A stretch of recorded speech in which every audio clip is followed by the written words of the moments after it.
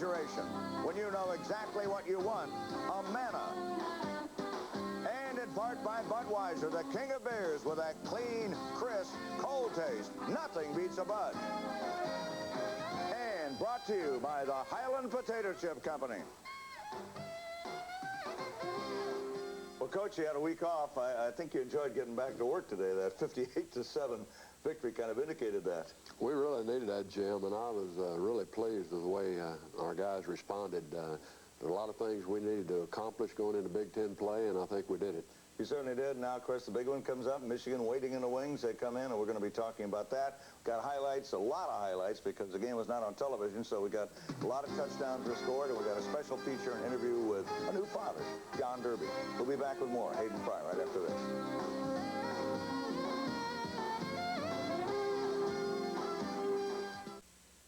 Coach, it was an absolutely gorgeous day in Iowa City. Perfect day for football. 70,000-plus fans all stayed for the whole game. What were your concerns coming into the game? Jim, I was more concerned to how we'd react having the open date. We worked extremely hard. We didn't work a lot of days, but the days we worked, our guys really got after it. And our primary objective going into this ball game was to win and look good doing it. That means good fundamental football. And by the way, we didn't lose the ball again on a turnover, a fumble. That's 3 straight games. We're starting off here with the defense, and we get great pressure. Super defense on the Northern Illinois quarterback. And this little guy is really nifty. What did Charlie Sadler tell you about him? Well, in pregame warm-up, he said that McKinney, the starting quarterback for Northern Illinois, would have an excellent shot of being the #1 quarterback at Oklahoma. He's that talented. But you can see the defensive play. We kept the little guy with a lot of pressure. This is Doc up the middle, a big fullback who rushed for 1,000 yards last year. That's right. And now we go to offense. We had excellent execution. This is a pass to the big play guy. It seems like every time Danan Hughes gets his hands on the ball, he makes something happen. Keeps getting better and better. This is Lou Montgomery. We once again had excellent blocking by the offensive lineman. Mike Saunders had another outstanding game at running back. And Northern Illinois changed up their defense at the beginning of the game, and it took us a little while, but now there's Leroy Sack. Yeah, Leroy Sack. I don't call him Leroy Smith anymore. He had another great ball game. He was our choice for player of the game. There he goes again. Look at that great pursuit. Leroy just had a phenomenal game. Yeah. But all of the defensive people up front played exceptionally well, and we were without Rod Davis, our starting nose guard. You had 14 tackles for a loss, Hayden, tying a school record. Well, that's not bad, Jim. We needed this, and what these games do, where we're not really that tested, it gives our guys a lot of confidence because they're performing well. Well, you played everybody, didn't you? Nice layoff by Matt Rodgers to Lou Montgomery for critical first down. But I was saying earlier, Northern Illinois changed up some things and did some things in the defensive secondary in particular that we had to adjust to. This is Harold Jasper, one of our redshirt freshmen, making a great catch. And gets a little more yardage tacked on after that one.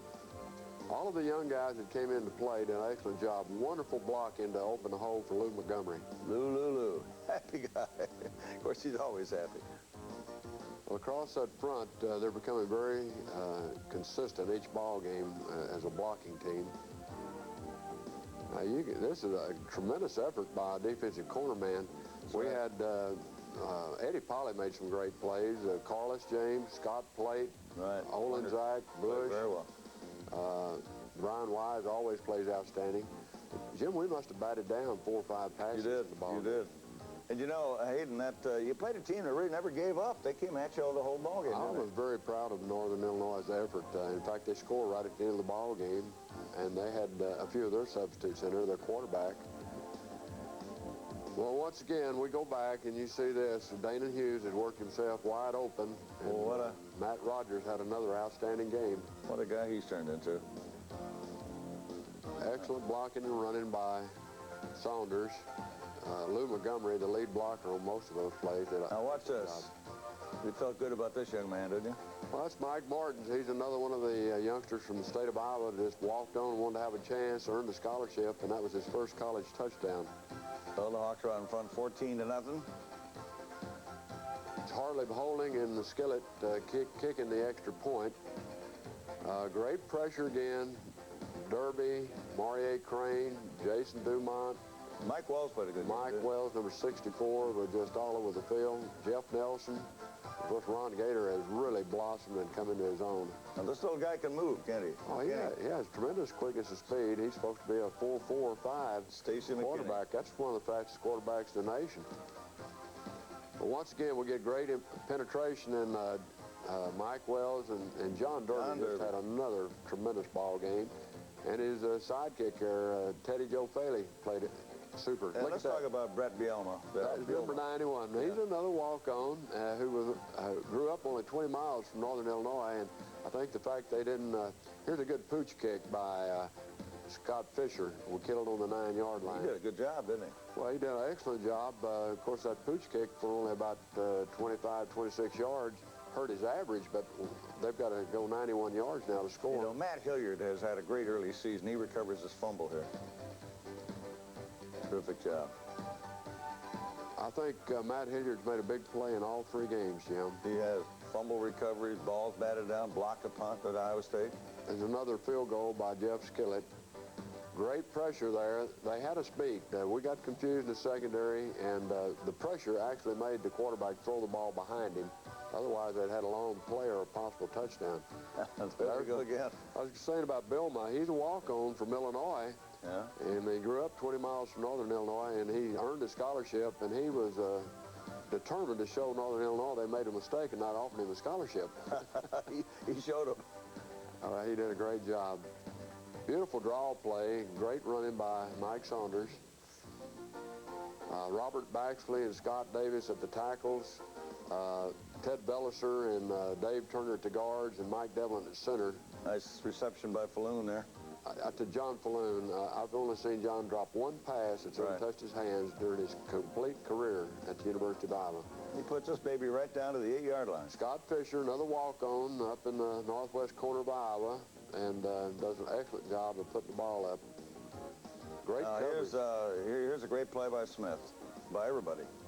Yeah, you see the hits inside by Derby, and I'm not sure who the nose guard was on that one, but they went together there, and poor quarterback didn't have a chance. But that was Leroy Smith scoring his first college touchdown on the recovery. That's great, isn't it? This was nice of the Northern Illinois people helping John Falloon up after catching a pass and hitting the retaining wall. And here's one out to Mike Saunders. Rodgers got nothing but bullseye ammo. He's throwing strikes and a lot of great catches. Another beautiful pass to Alan Cross, big tight end. All right, let's watch this one here now. This is a big one coming up. This is a beautiful play. Yeah. Beautiful pass, and Danan Hughes catches for a touchdown. Perfectly placed, perfectly caught. And so 31-0. You got to feel pretty good at that stage, Coach. What do you plan to talk to him about at halftime? Oh, that we were ahead by 31-0. Keep doing more of the same, right? Jim, you just want to congratulate the young men on the job they're doing and keep doing it the remainder of the game. Okay, we got another big half of football and some great, spectacular aerobatic catches coming up, so you stay tuned. More Hayden Fry right after this.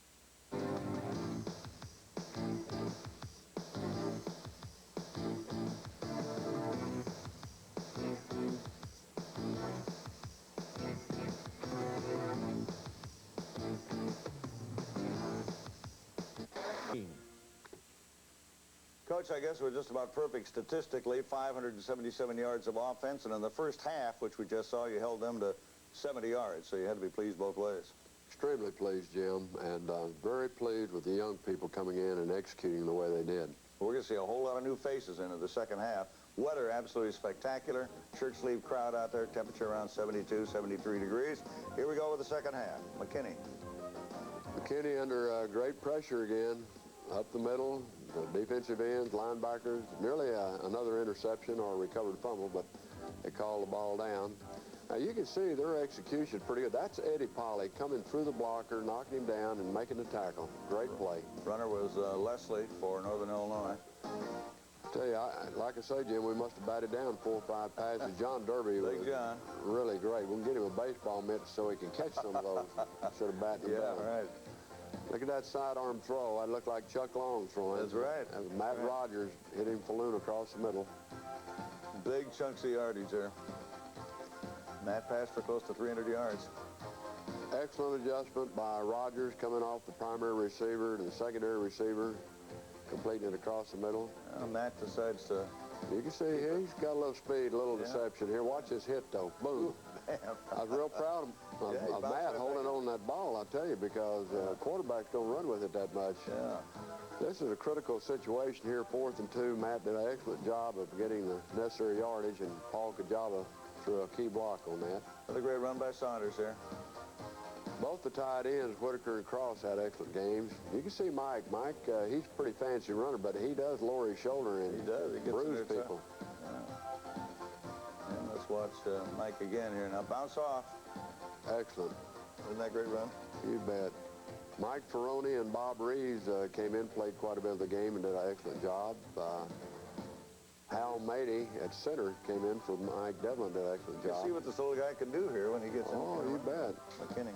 We've got quite a few substitutes in here now, and you can see they're fresh, and they're... That's Bielma again. I'll tell you what, he had a heck of a ball game. Yeah, loss of 5 on that one. 14 tackles for a loss. The whole defense just did a super job. I was disappointed we gave up the touchdown there at the last, but that's going to happen. I guess that's Leroy again. That's right. That's right. Sacked by Smith. This is the last series that they played on all this pressure, and then all the young guys take over. You see this guy get around us here and contained. Watch this. Yeah, right. Well, we probably got a leg hurt right there on that block. Yeah. This is a great defensive play by Carlos James in the secondary. Just did a terrific job. Here we go again, Hawkeyes, and that's Hartlieb in there now. That's Jim Hartlieb with the ball. Look at Scooter. He's running tough. I tell you, Gary Clark and Doug Book both did an excellent job in the secondary for us, too. Beautiful blocking, real hard running by Marvin Lampkin. Draw play, 20 yards. Someone said, look at Marvin drop his shoulder, and my comment was, yeah, he doesn't have to drop it very far. Here goes Scooter again. Jim Hartlieb did an excellent job of coming off, getting out of the grasp of the rusher. And look at this strike. Beautiful. Anthony Dean came in, did a good job. Mike Martens, John Falloon, Danan Hughes, Harold Jasper, and then Kenny Jones. Yeah. This is Harold Jasper again. That's great. And this is 4th and 4. Now watch this guy run like a bull here. I know it. Hartlieb is extremely strong, big, like powerful legs. Doesn't he? Yeah, he really does. Gets the first down. This is Kajava, just nearly goes in untouched. That's Cliff Montgomery throwing a key block. That's right. Hawkeyes now 45-0. Daly. He drilled on Mike Daly. We finally got him healthy. Another Fairfield, Iowa football player, a tremendous young man, but he's been injured most of the time.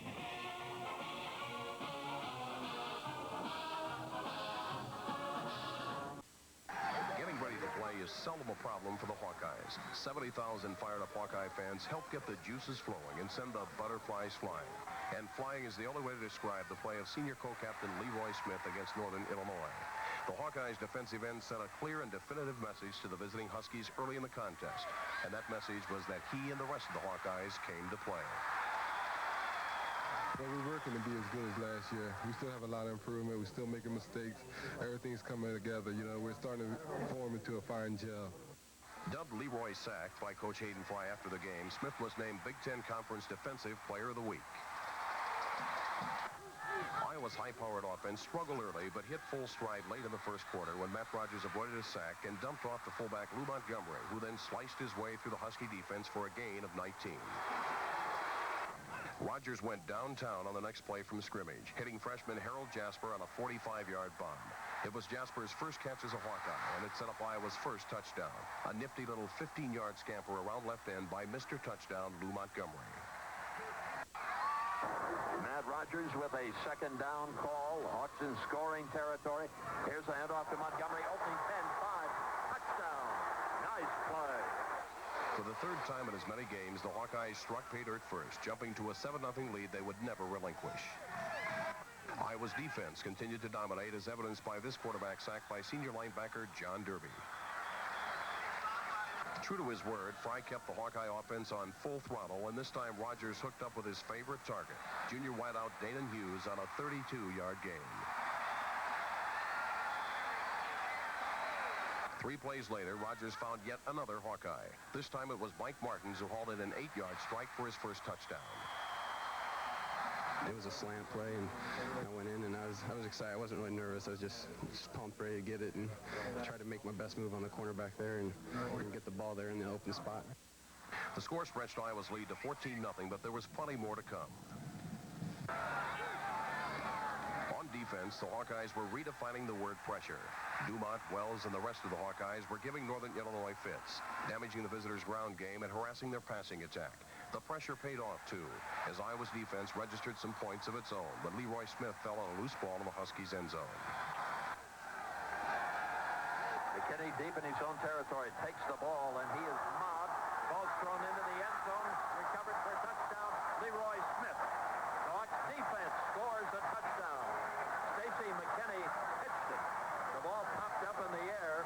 Leslie couldn't handle it at the goal line, and it was taken by Leroy Smith. Ron Gator and John Derby penetrated into the line, and they caused the quarterback to pitch the ball high. When he pitched it high, the running back wasn't able to handle it. So I seen it, and I was on a stunt. So I just ran as fast as I could. It took me about 2 days, but I got to it. Our number one defense knows we can play real well together, and not too many teams really have done much against our number one defense, and I think we have a lot of confidence going into this week. Though comfortably ahead, the Hawkeye offense continued to work on its passing attack, and Rodgers discovered he had yet another weapon in his arsenal in sure-handed John Falloon. The pass was one of 14 completions for Rodgers, who piled up 252 yards passing. Rodgers then hit Mike Saunders on a 14-yard gain that put the Hawkeyes on Northern's 36. Seconds later with 7 more points for the home team. Here's the drop again. He sets, looks, fires into the right corner of the end zone. Caught Danan Hughes. Great catch in the right corner of the end zone. And Eric Lacey was beaten on the play. The 24-point second quarter explosion had sent Kinnick Stadium into a frenzy, and the Hawkeyes into intermission feeling pretty good about moving up a notch or two in this week's national rankings. Iowa's defense didn't make any halftime adjustments. Led by Smith, Maria Crane, and Derby, the Hawkeyes continued to dominate their visitors from the second half's opening whistle.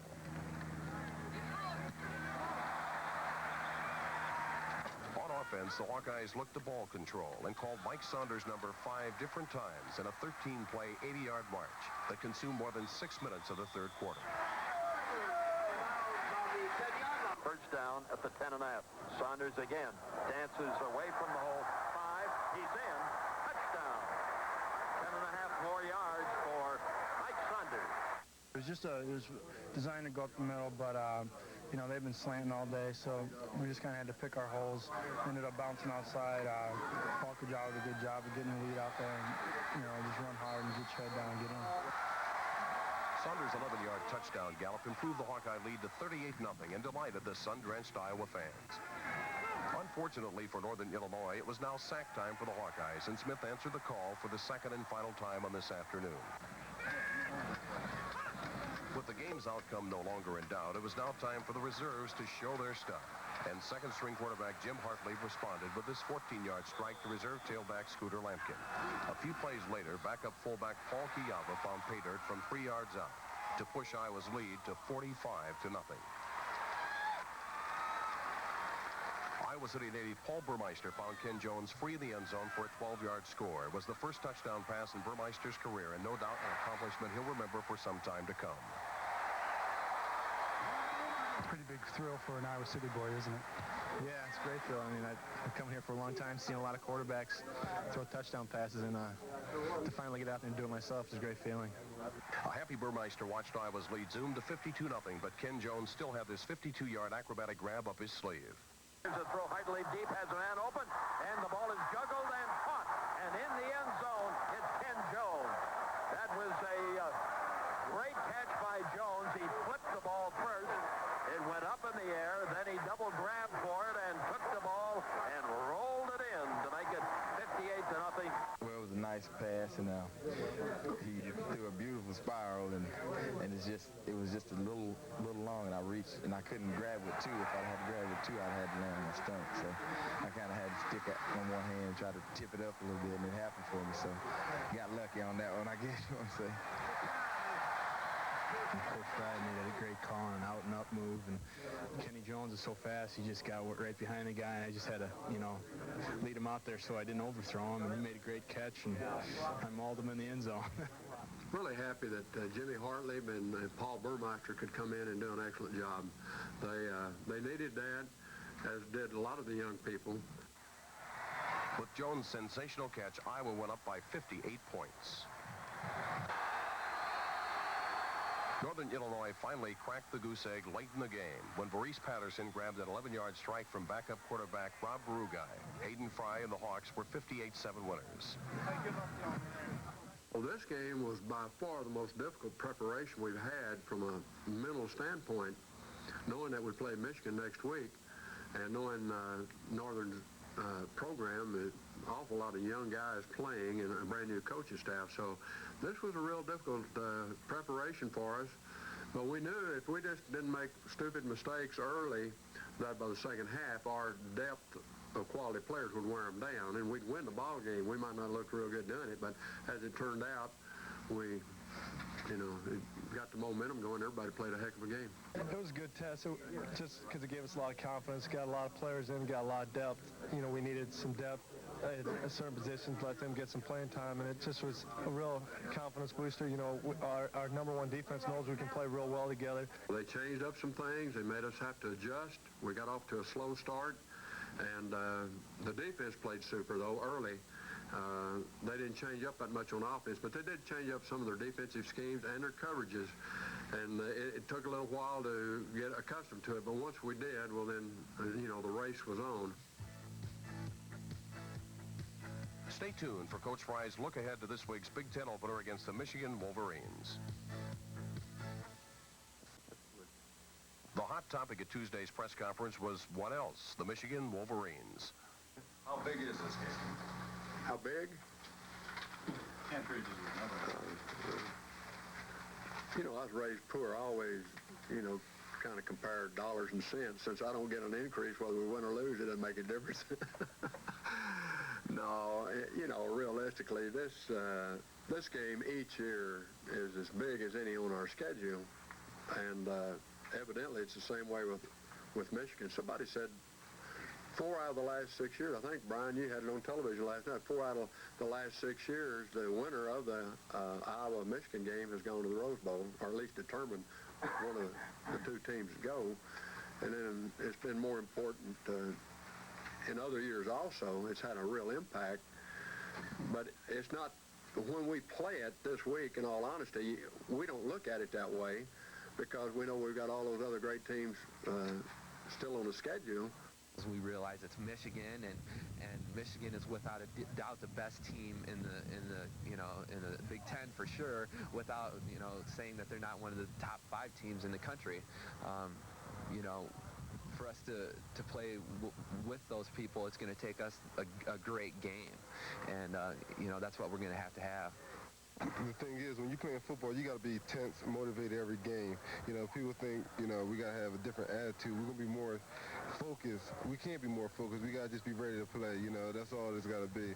We can't be sitting there turning it on one game and turning it off. You got to be ready to play. You don't practice for your competition. You practice for a game. They're going to be sky high for us.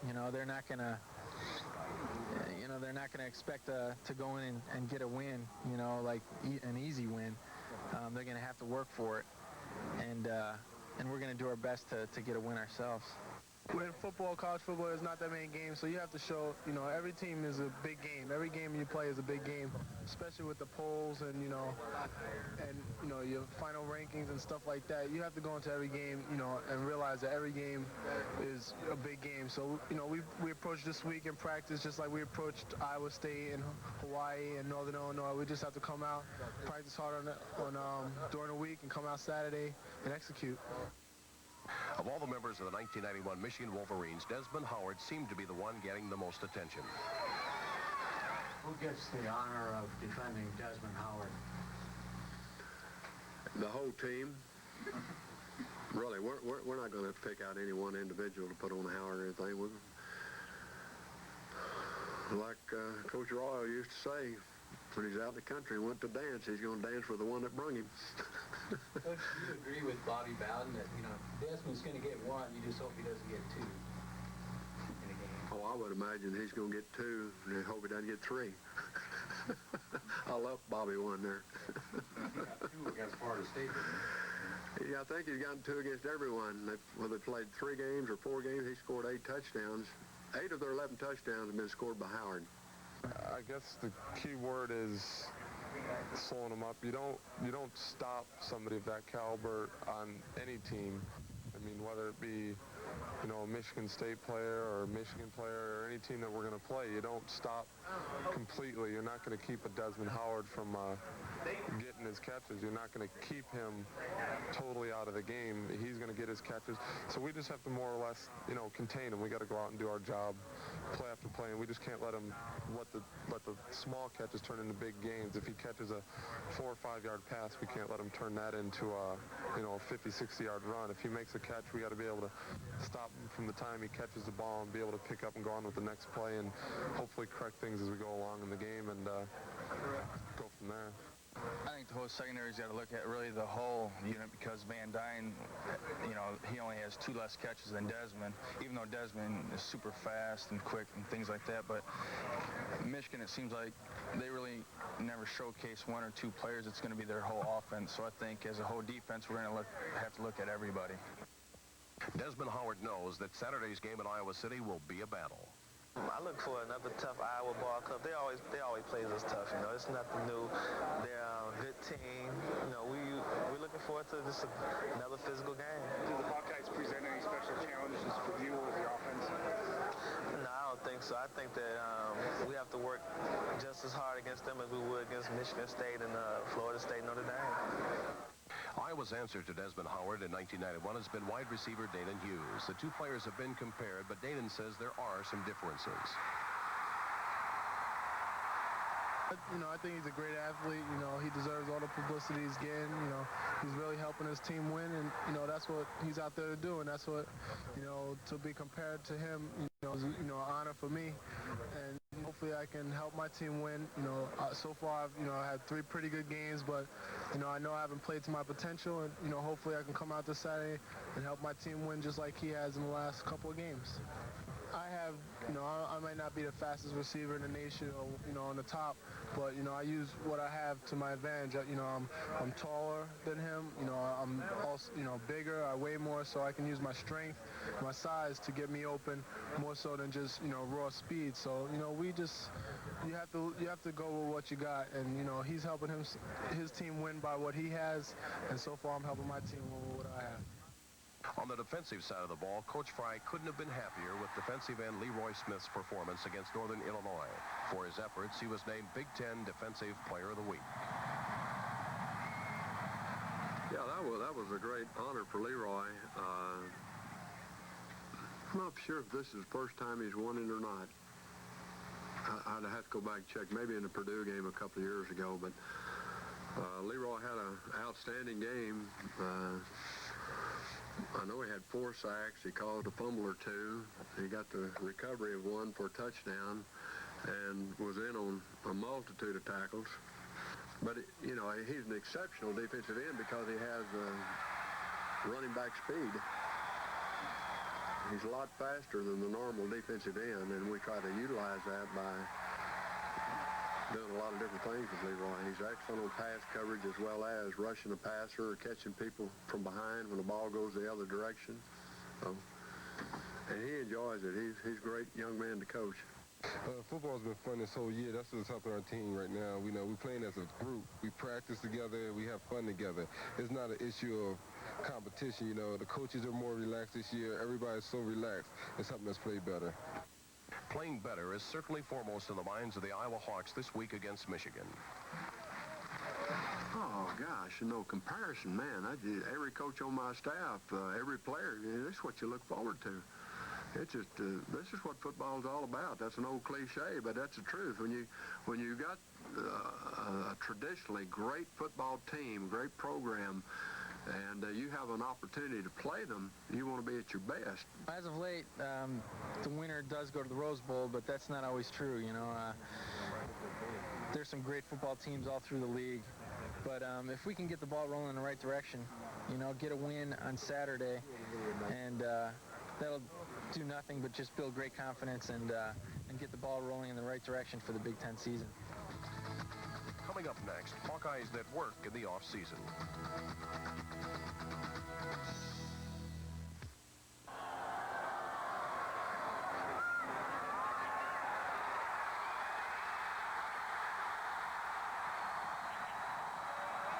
The transition from spring to summer is a time for opportunity and development, both academically and professionally for many students. Student athletes are also exposed to diverse opportunities for growth, but unlike other students, athletes must maintain a rigorous off-season conditioning program. Apart from these off-season commitments, this past summer, many of the members of the 1991 Iowa football squad gained professional experience in the fields of business, law, and communication. Marvin Lampkin, a junior business major from East St. Louis, Missouri, was employed at Southgate Development in Iowa City. Marvin feels there were many things he learned that will prepare him for the future. Basically, I did a lot of observing. I went to a lot of meetings trying to learn how land developers develop land, negotiate, price land, and various things like that. I also did a lot of data entry, a lot of miscellaneous work also, and some bookkeeping and so on and so forth. Since we are limited as staff within our office, it frees up everyone else to do their job easier, or if there's an overload on one position or another, for him to help out, because he is capable of doing any task that's assigned to him. Another Hawkeye, Alan Cross, a communication major from San Diego, California, was employed at the University of Iowa Community Credit Union.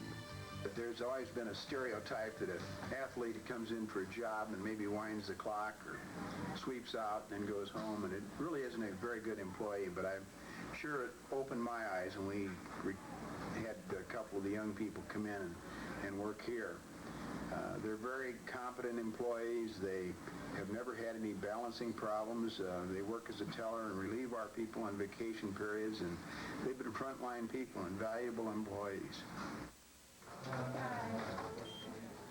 Communications major is kind of a people-oriented major, and working as a teller in a credit union, I had a chance to, deal with a lot of people. We're fortunate to have Alan. Alan's very quiet in his approach, but he's never had a problem balancing. He's very good. He's cross-sells some of our services and is a leader in this sense.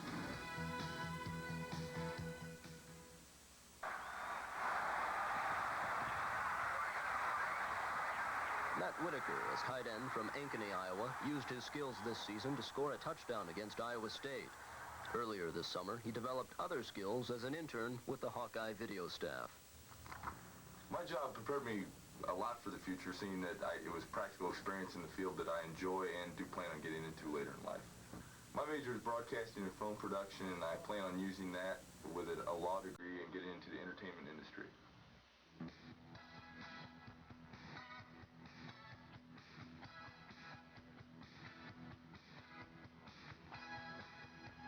Came to us with an excellent academic background, so he was given responsibilities that normal students wouldn't necessarily have, and we couldn't have asked for anything more. Not only is he a sharp individual, his work ethic was great, so when something needed to be done, he had what it took to follow through and get it done.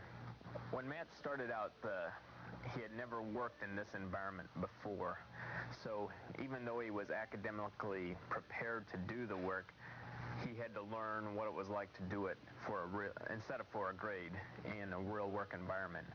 And by the end of it, I would have felt comfortable hiring Matt Whitaker as a full-time person. Over 130 Hawkeyes work during the summer. Of course, the NCAA does not allow athletes to work during the season. That's why summer work is so important to team members. The Hawkeyes explored countless job opportunities. For instance, Leroy Smith tutored incoming freshman athletes. Teddy Joe Faley was an intern at the law firm of Meerden, Supel, Downer, and Hayes. Lou Montgomery worked at 3 Arts ad agency, while Jim Hartlieb and Paul Burmeister helped youngsters at the Coralville Recreation Center.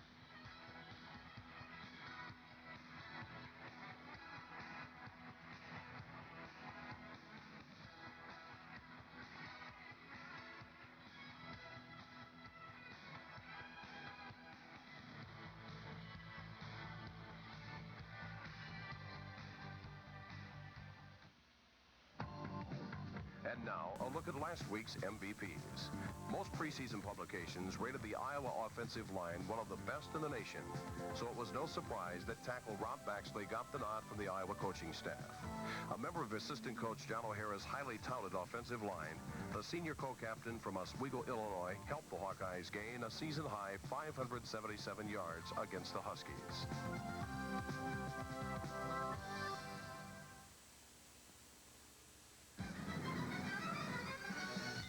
Defensively, Leroy Smith was a one-man wrecking crew.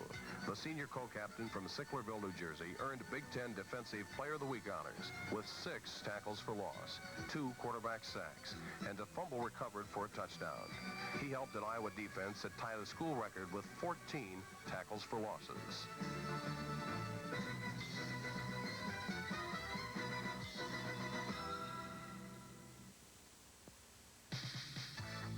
Specialty team honors were awarded to hard-hitting freshman defensive end John Hartlieb, the younger brother of former Hawkeye Chuck and current Iowa quarterback Jim Hartlieb.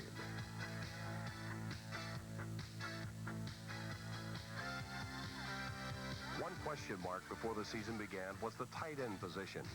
Tight ends Alan Cross and Matt Whitaker, though, shared the Offensive Hustle Award this week. Cross caught 1 pass for 11 yards, while Whitaker made his presence felt on Iowa's punt coverage team.